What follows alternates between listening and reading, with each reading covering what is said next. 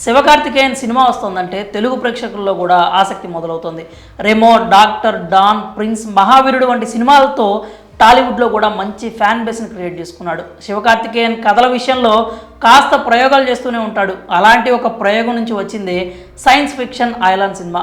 ఈ మూవీలో అయితే ఏకంగా ఏలియన్నే తీసుకొచ్చేశారు. నిజానికి ఈ చిత్రం జనవరి 12నే విడుదలైంది. కానీ సంక్రాంతి బరిలో థియేటర్లకు ఇబ్బంది అయ్యి తెలుగులో రిలీజ్ని వాయిదా వేసుకున్నారు.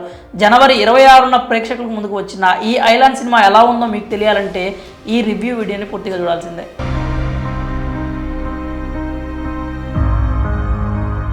ఐలాండ్ కథ విషయానికి వస్తే ఇది చాలా సింపుల్ స్టోరీ. ఒక ఏలియన్ భూమి మీదకి వస్తుంది. అది తమీజ్ అనే యువకుడిని కలుస్తుంది. తమీజ్ అతని మిత్రులు టైసన్, సుగిర్త రాజా కలిసి ఏలియన్కు టట్టు అని పేరు పెడతారు. టట్టుతో యోగిబాబు, కరుణాకరన్ చాలానే తిప్పలు పడతారు.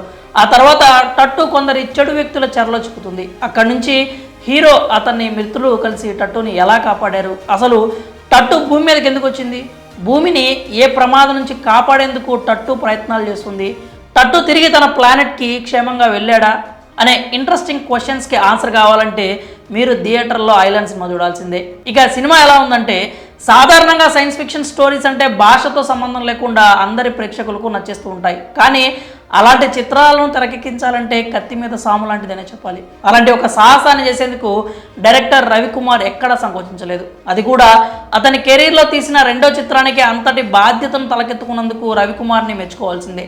ఇప్పటి వరకు మీరు చూసిన ఏలియన్స్ చిత్రాలతో పోలిస్తే ఐలాండ్ చిత్రం చాలా బాగా నచ్చుతుంది. ఎందుకంటే ఈ చిత్రం గ్రాఫిక్స్ విషయంలో డైరెక్టర్ మేకర్స్ ప్రత్యేక దృష్టి సారించినట్లు కనిపిస్తుంది.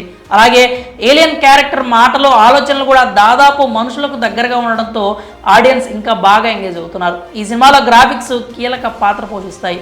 ఏలియన్ క్యారెక్టర్కు ఆడియన్స్ అంత బాగా కనెక్ట్ అవ్వడానికి గ్రాఫిక్సే ప్రధానంగా వ్యవహరించాయి. ఆ తర్వాత ఒక మంచి కమర్షియల్ సినిమాకి కావాల్సిన కథ, పాటలు, కామెడీ, రొమాన్స్, విలనిజం, ఎలివేషన్స్ అన్నింటినీ పుష్కలంగా పొందుపరిచారు. ఒక సీరియస్ విషయాన్ని ప్రేక్షకులు మెప్పించే విధంగా హాస్యాస్పదంగా చెప్పడంలో డైరెక్టర్ సక్సెస్ అయ్యాడు.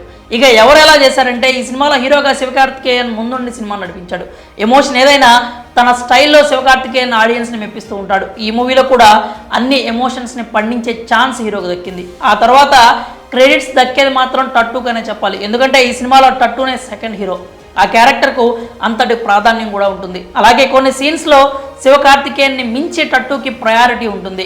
ఇక హీరోయిన్ రకుల్ ప్రీత్ సింగ్, యోగిబాబు, కరుణాకరన్ కూడా వారి పాత్రలకు న్యాయం చేశారు. నెగిటివ్ పాత్రలో ఇషా కొప్పికర్, శరత్ కేల్కర్ అద్భుతంగా నటించారు. తమీజ్, టట్టు క్యారెక్టర్స్ ఎంత ఎలివేట్ అవుతాయో వీళ్ళ పాత్రలు కూడా అలాగే ఎలివేట్ అవుతాయి.